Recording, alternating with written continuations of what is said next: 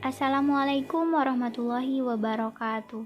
Saya Sarwinda dengan NPM 2021020410 dari Prodi Hukum Tata Negara kelas B semester 4. Nah, pada kesempatan kali ini saya akan menjelaskan materi mengenai pendekatan filsafat hukum Islam yang ditinjau dari ilmu hukum dan ilmu sosial, yaitu sebagai salah satu tugas dari mata kuliah filsafat hukum Islam dengan dosen pengampu yang terhormat Bapak Hervin Yogi Pradikta. Untuk yang pertama, yaitu membahas mengenai ilmu hukum. Filsafat hukum itu adalah cabang filsafat mengenai tingkah laku atau etika yang mempelajari hakikat hukum secara khusus. Dengan perkataan lain, filsafat hukum adalah ilmu yang mempelajari hukum secara filosofis. Jadi, objek filsafat hukum adalah hukum itu sendiri, yang dikaji secara mendalam sampai kepada inti atau dasarnya. Nah, menurut Purnadi Purbacaraka dan Surjana Sukanto, hukum itu dapat diartikan sebagai beberapa elemen.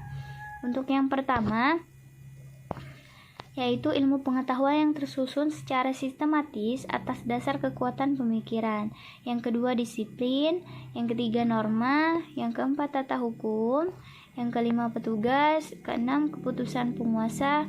Ketujuh, proses pemerintahan, yakni proses hubungan timbal balik antara unsur-unsur pokok dari sistem kenegaraan. Yang kedelapan, sikap tidak ajik atau perilakuan yang teratur, yakni perilakuan yang diulang-ulang dengan cara yang sama yang bertujuan untuk mencapai kedamaian. Dan yang terakhir, ada jalinan nilai-nilai, yakni jalinan dari konsepsi-konsepsi abstrak tentang apa yang dianggap baik dan buruk. Nah, selanjutnya materi yang kedua yaitu mengenai ilmu filsafat sosial. Filsafat sosial merupakan cabang filsafat yang mempelajari persoalan kemasyarakatan secara kritis, radikal, dan komprehensif. Menurut Plato dan Aristoteles, susunan masyarakat itu mencerminkan susunan kosmos yang abadi. Jadi manusia itu berkewajiban untuk menyesuaikan diri dengan susunan itu dan menaati demi keselamatannya. Kalau tidak, ia menghancurkan dirinya. Nah, pada abad pertengahan di Eropa, paham tentang otonomi kosmos diganti dengan paham heteronomi, yaitu kepercayaan bahwa kosmos itu tidak berdiri sendiri, tetapi bergantung pada kemahakuasaan Allah.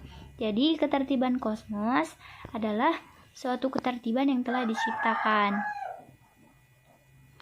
Nah, selanjutnya ada perubahan hukum dan perubahan sosial. Proses terjadinya perubahan-perubahan pada masyarakat di dunia merupakan suatu gejala yang normal, yang pengaruhnya itu menjalar dengan cepat ke penjuru dunia lainnya berkat adanya komunikasi yang bertaraf modern dengan teknologi yang berkembang dengan pesat. Adapun hal yang mempengaruhinya yaitu penemuan-penemuan baru di bidang teknologi, terjadinya suatu revolusi, modernisasi pendidikan, dan lain-lain. Selanjutnya ada faktor yang mempengaruhi terjadinya perubahan sosial. Jadi perubahan sosial itu dapat dipengaruhi oleh faktor internal maupun eksternal. Dari faktor internal itu ada yaitu bertambah atau berkurangnya penduduk, penemuan-penemuan baru. Selanjutnya pertentangan dan terjadinya revolusi. Adapun dari faktor eksternal antara lain berasal dari lingkungan alam, peperangan, pengaruh kebudayaan masyarakat lain, dan sebagainya. Baik, sekian, terima kasih. Wassalamualaikum warahmatullahi wabarakatuh.